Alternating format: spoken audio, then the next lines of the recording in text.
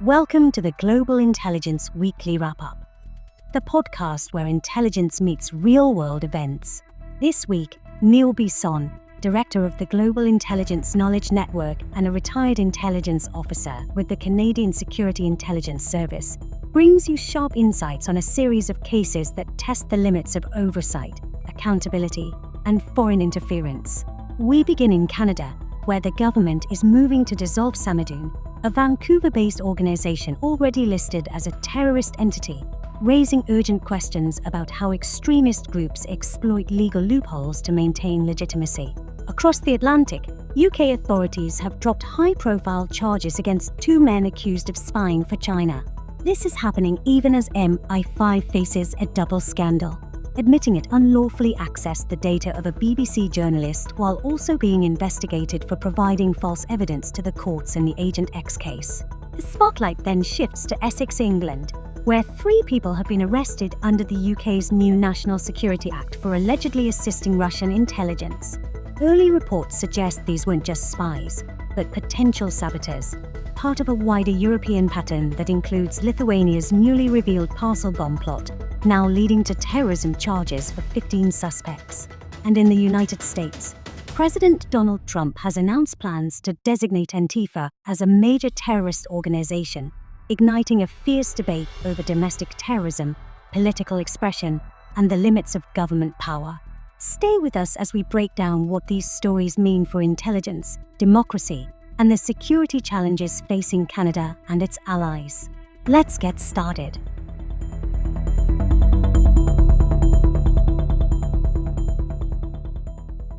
Hello everyone, and welcome back to the Global Intelligence Weekly Wrap-Up, the podcast that gives you the same insights, analysis, and intelligence you'd find in highly classified government documents.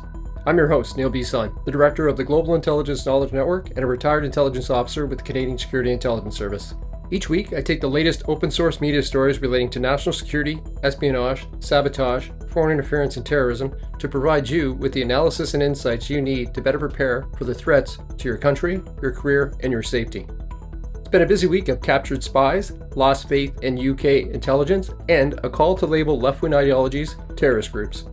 So without further delay, let's dive in. For our first story this week, we're starting off here in Canada, where the federal government has announced an urgent move to strip Samidoun, a Vancouver-based organization, from its not-for-profit status. Samidoun was listed as a terrorist entity by Canada in 2024 for its open support of Hamas, including organized rallies and glorifying its attacks and fundraising activities tied to the group.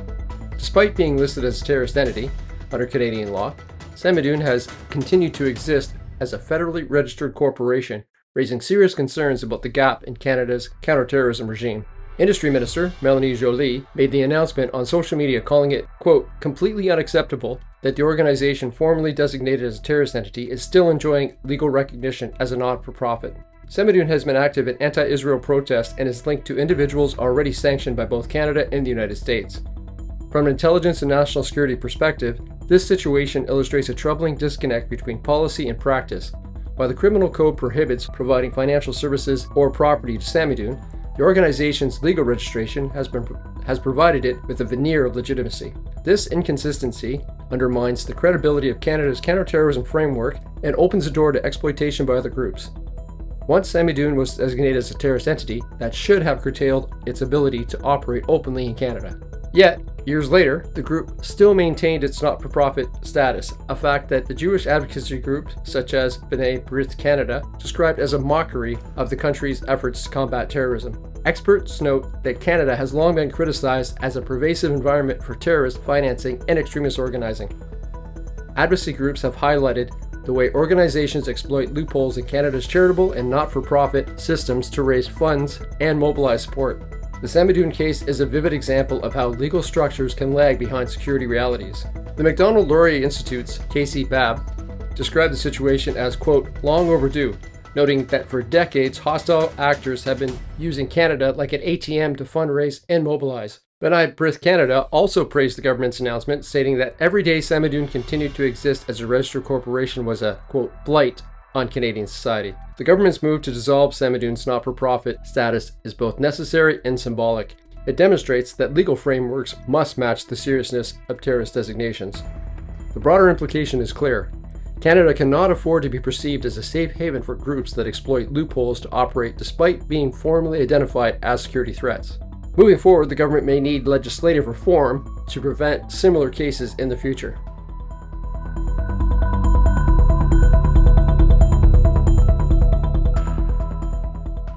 For our next story, we head to the UK, where two men, Christopher Cash and Christopher Berry, who were accused under the UK's Official Secrets Act for spying for China, have had all charges dropped.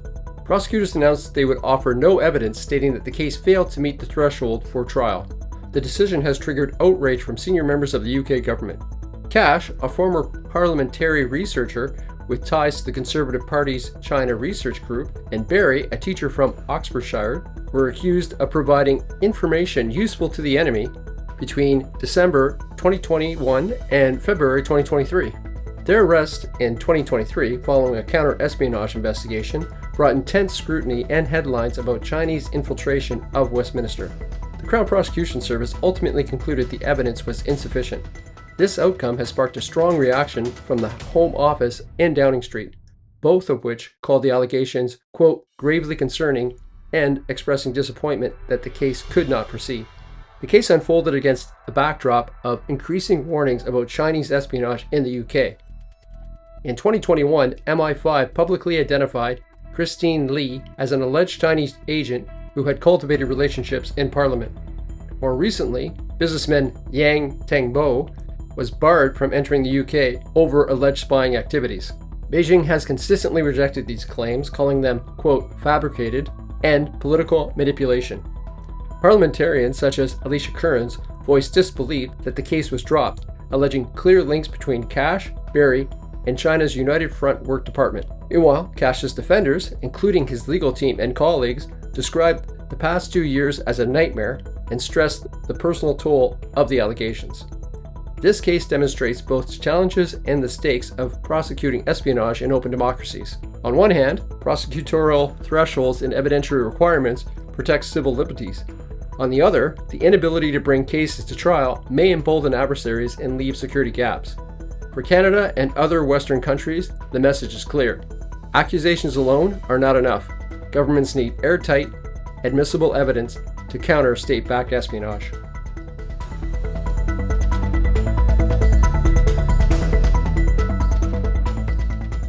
We'll be staying in the UK for the majority of this episode, as with our next story, where we'll be discussing how MI5 has admitted to illegally obtaining communications data from the phone of a former BBC Northern Ireland journalist, Vincent Kearney.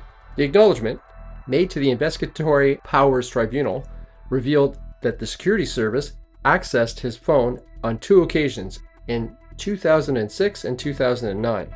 The admission has raised alarm among journalists, human rights organizers, and politicians, with many calling for stronger accountability mechanisms. Kearney, who spent 17 years at the BBC and is now the Northern editor of RTE News, described the intrusion as, quote, deeply concerning. His legal team, supported by the BBC, is seeking to uncover the full scope of surveillance.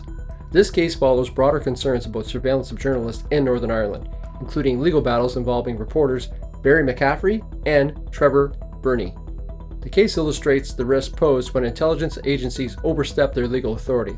For MI5, the admission of unlawful action is unprecedented and potentially damaging to its credibility, particularly in an environment where public trust in both government and media is already fragile.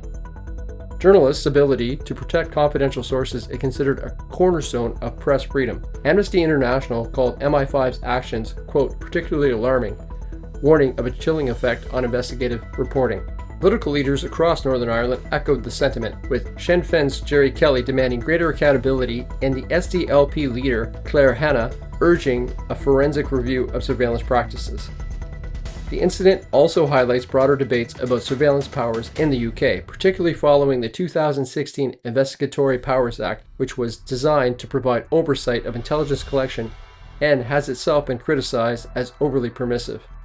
Trevor Burney welcomed MI5's admission, but warned that it may be, quote, only the tip of the iceberg. Amnesty International and others argue that without a transparent public inquiry, the true scale of surveillance against journalists may never be known. The MI5 admission underscores the delicate balance between national security and democratic accountability. Intelligence services require secrecy to operate effectively, but when those powers cross into illegal surveillance of journalists, they undermine the very freedoms they claim to protect. For Canada and other democracies, this case is a stark reminder that even trusted institutions must face robust oversight to safeguard press freedom and public trust.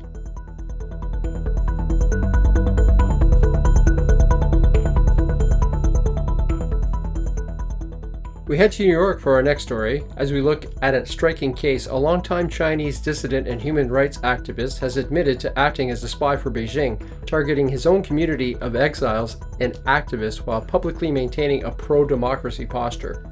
68-year-old Yang Jun Tang founded a pro-democracy nonprofit in Flushing's Queens and has been vocal in protest movements, including those commemorating Tiananmen Square. However, according to his guilty plea, while he publicly criticized the Chinese Communist Party, he was also gathering intel on fellow activists, recording protests, monitoring immigration attorneys working with dissidents, and more, all while under the direction of a Chinese intelligence officer. His motivation reportedly included screening permission from China to visit family there. What's especially notable here is the dual role. The overt activism was used as a cover, however, he was covertly acting for foreign intelligence.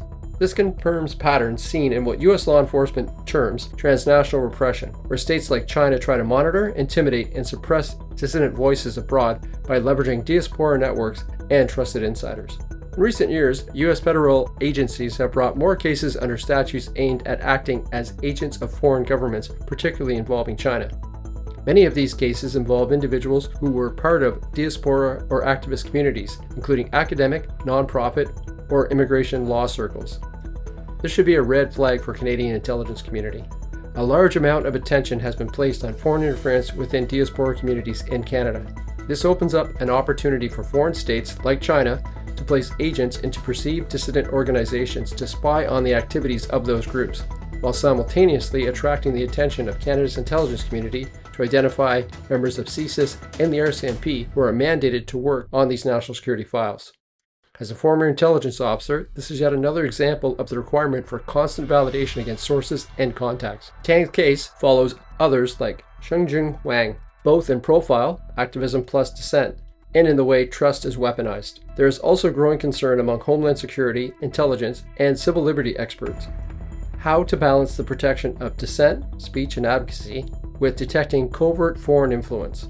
Cases like Tang's raises questions about how visible activism can obscure hidden roles, how diaspora communities are vulnerable, and how law enforcement can build cases without inhibiting legitimate dissent. Legal analysts point out that Tang's guilty plea underscores how foreign intelligence services exploit emotional levers like family connections or pressure to recruit assets inside exile communities.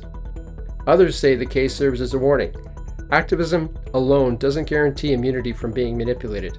Community leaders are reportedly shocked and feel betrayed, both because Tang was a visible critic of Beijing and because of what his case means for trust within dissent networks. The Tang case is a vivid example of foreign intelligence operations reaching beyond borders, into diaspora communities, using legitimate advocacy as a cover and advancing a state's interest in digitally surveilling, photographing, and reporting on dissidents.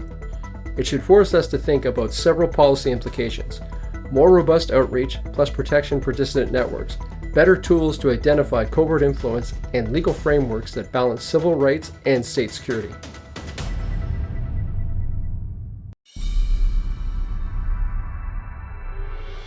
We head back to the UK, where Prime Minister Sir Keir Starmer has ordered a new investigation into how MI5 provided false evidence to 3 courts. The case involves Agent X, a neo-Nazi informant who used his role as an MI5 source to abuse his girlfriend, culminating in a machete attack. The scandal raises serious questions about transparency, accountability, and the duty of candor owed by intelligence services to the courts. The High Court of the Investigatory Powers Tribunal rejected MI5's explanations regarding the false evidence.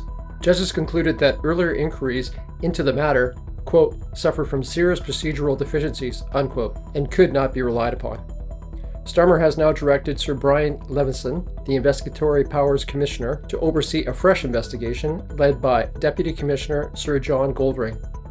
At the heart of the issue, MI5 told the courts that it had not revealed Agent X's informant status in line with policy. Yet, BBC recordings revealed that MI5 had, in fact, disclosed this information in conversations with journalists, while simultaneously trying to suppress reporting.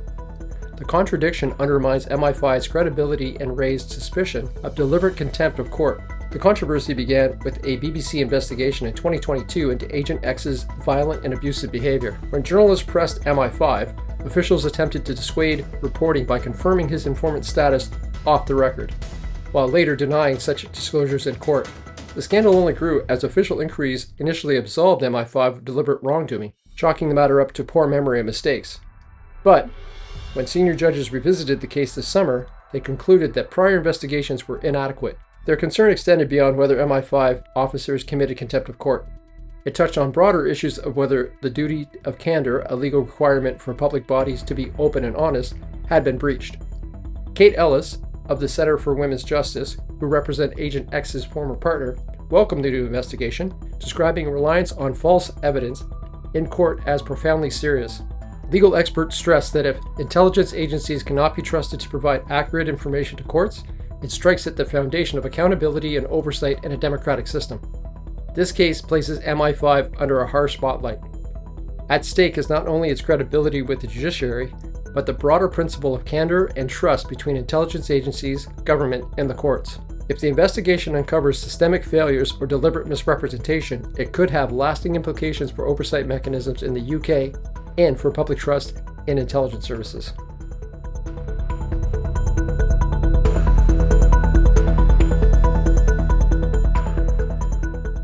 For the next few segments, we move on to this week's main story.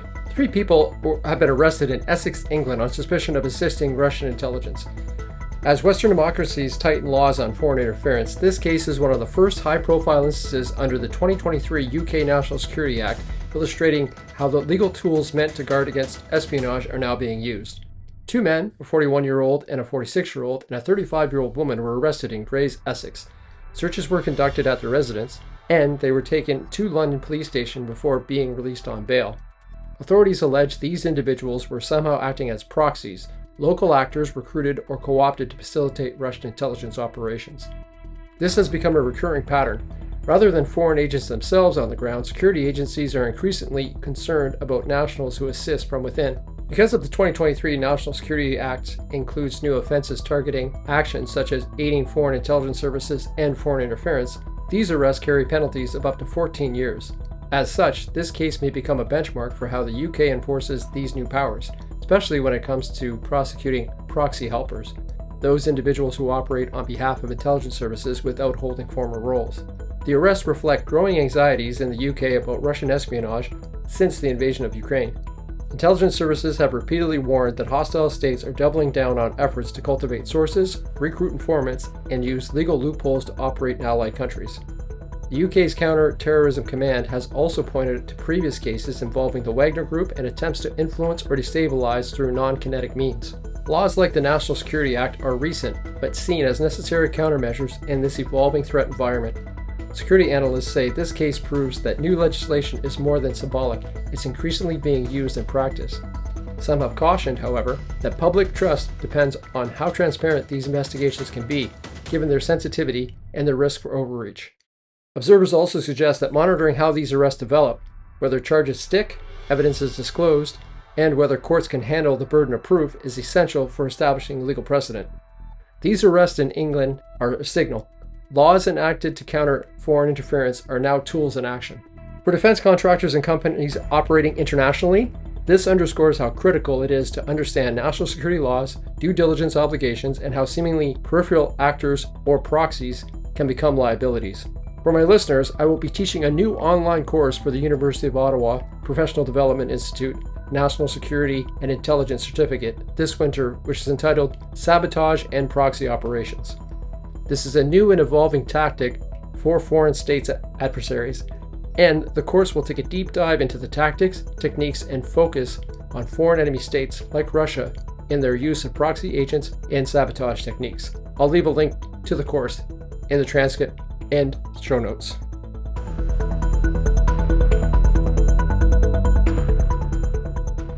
We stay with the story for our next segment.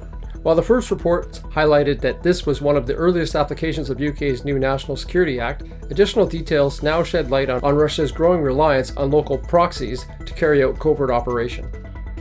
As previously mentioned, the 3 suspects were arrested under Section 3 of the National Security Act of 2023, which criminalizes assisting a foreign intelligence service. The arrest followed searches of 2 separate addresses in Grays, Essex, part of an operation that illustrates how Russian intelligence seeks to exploit individuals within the UK to advance its aims.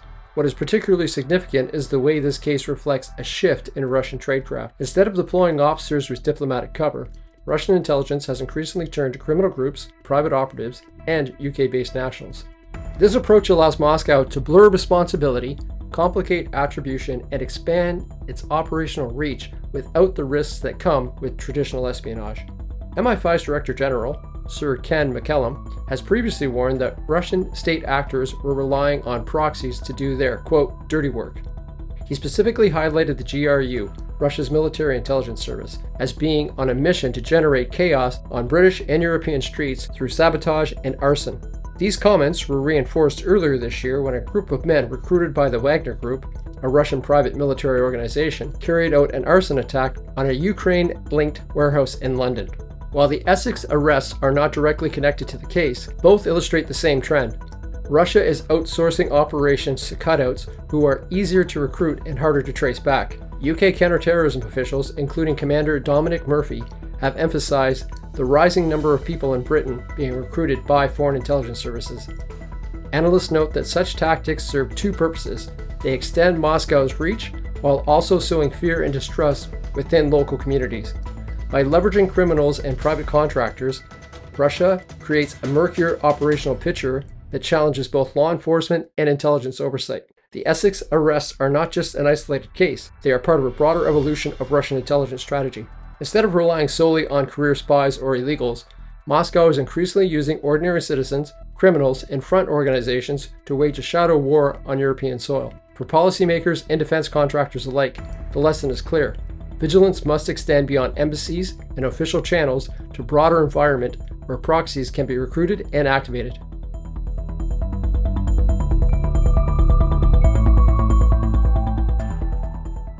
While researching the story, fresh details emerged that shift the narrative somewhat, showing that what once seemed like espionage and foreign interference may also involve sabotage, coordinated logistics, and methods designed to lower detection. The Al Jazeera media outlet provided an update that frames the suspects not merely as willing collaborators in intelligence collection, but as suspected saboteurs. This suggests potential destruction and disruptive operations, not just spying.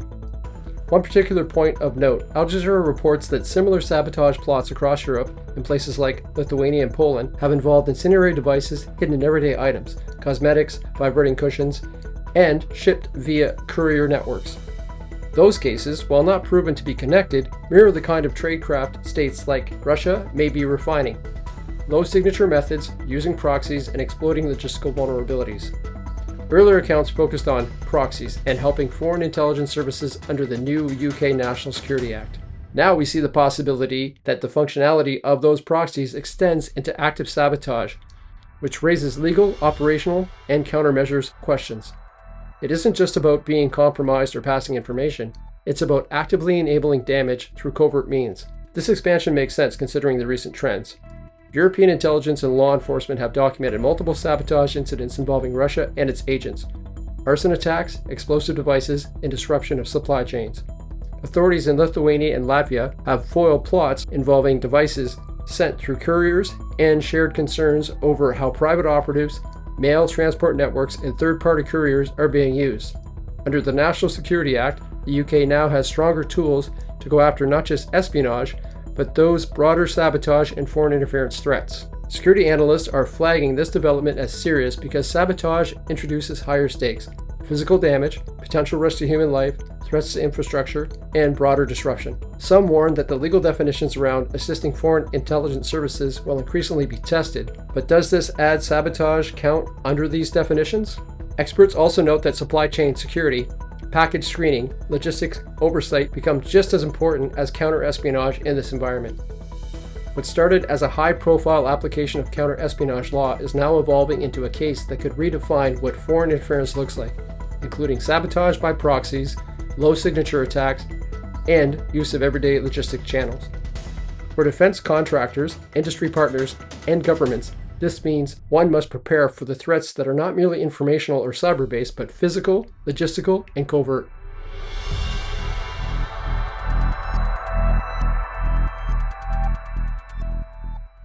Last year on the Global Intelligence Weekly Wrap-Up, I highlighted a disturbing Russian operation uncovered in Lithuania.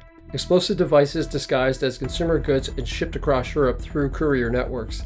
At that time, I noted that this wasn't just a failed plot, it was a warning sign of how Moscow was innovating its sabotage tradecraft, outsourcing operations to proxies and exploiting everyday logistics to strike targets far from the battlefield.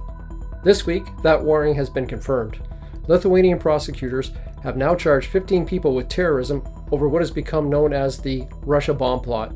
Authorities revealed that 4 packages were dispatched from Vilnius in July of 2024, hidden inside items like cosmetics and electronic devices, and sent through major courier services like DHL and DPD. 3 of these packages ignited and exploded in logistics hubs in Germany, Poland, and the UK, while the 4th failed to detonate. The suspects, drawn from Russia, Lithuania, Latvia, Estonia, and Ukraine, are accused of working under the direction of the Russian military intelligence. The indictments transformed what was initially viewed as a foiled sabotage attempt into a fully recognized terrorism case. In my analysis last year, I warned that this was more than just a one-off stunt. It represented a shift in Russian tradecraft, using proxy networks and civilian supply chains to carry out operations with plausible deniability. The arrest of 3 Russian operatives in Essex and the new charges here validate that assessment. Prosecutors have confirmed that this was not opportunistic or amateurish, but a coordinated Russian military intelligence operation, a textbook example of state-directed sabotage executed through cutouts. When I first reported on the case, I stressed that the use of ordinary logistics channels, courier services, warehouses, and airport cargo hubs pose a unique challenge.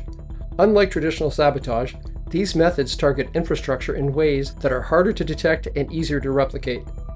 The charges in Lithuania prove that concern was well-founded. These devices made it across multiple borders, caused real damage in Europe, and expose vulnerabilities in critical supply chain security. This also ties into a broader pattern I've tracked repeatedly on the podcast: Russia's reliance on proxies and unconventional methods, whether through the Wagner operatives torching warehouses in London or nationals in the UK recruited to spy or sabotage. The Lithuanian indictments show that the same pattern holds across Europe, reinforcing consistency of Moscow's approach. Officials in Lithuania have underscored the seriousness of these charges, and analysts across Europe see this case as setting legal precedent. What stands out to me is how it proves that the evolution of hybrid warfare or gray zone attacks continues.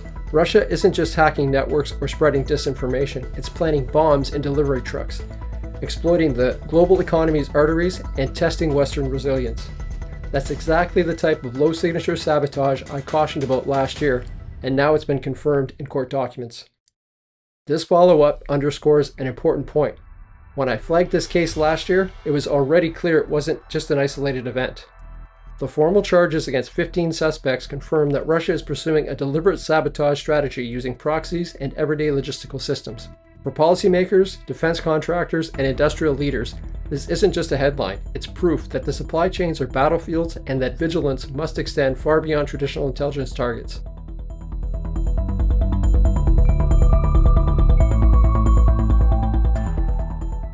For our last segment this week, we turn to the United States, where President Donald Trump has announced his intention to designate Antifa as a major terrorist organization. He called it sick, dangerous, radical left disaster, and said he will strongly recommend that those funding Antifa be investigated. The move comes amidst growing political polarization and debate about how to define domestic groups when it comes to terrorist designations. The challenge is legal and conceptual. Antifa isn't a centralized organization, but a loose collection of anti-fascist and far-left activist groups, many of them autonomous, with no formal hierarchy. That raises immediate questions about how you categorize and enforce a terrorist designation in U.S. domestic law, especially given strong protections for free speech under the First Amendment. Trump's statement didn't include clear details on which statutes or legal mechanisms he intends to use, or how he will differentiate between protected protest activity and violent or illegal action.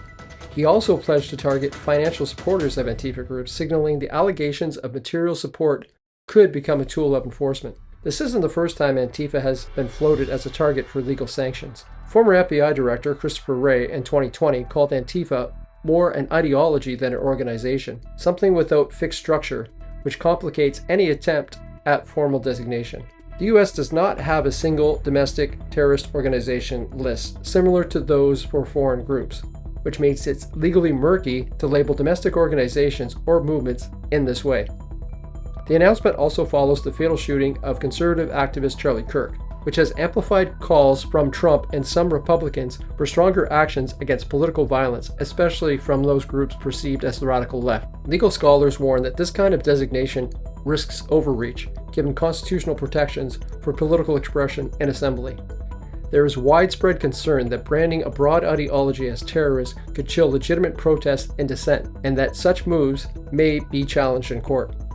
Some analysts argue that instead of blanket labels, the focus should be on prosecuting specific violent acts, material support for violence, or planning criminal conspiracies. Trump's announcement marks a significant escalation in the rhetoric around political violence in the US. Whether this becomes a legal reality depends on how the administration navigates constitutional constraints and defines what constitutes terrorist activity. For those in the security and defense sphere, it underscores how volatile the concept of domestic terrorism has become, and how laws and definitions continue to shift depending on political winds. Well, that's another week and another intelligence wrap-up. As always, the links to the stories discussed in the podcast are available in the transcript. This podcast isn't about influencing your decisions or opinions. It's about providing you with the information, insights, and analysis to make choices in response to the national and international security threats that we face more and more every day. So until next week, stay curious, stay informed, stay safe.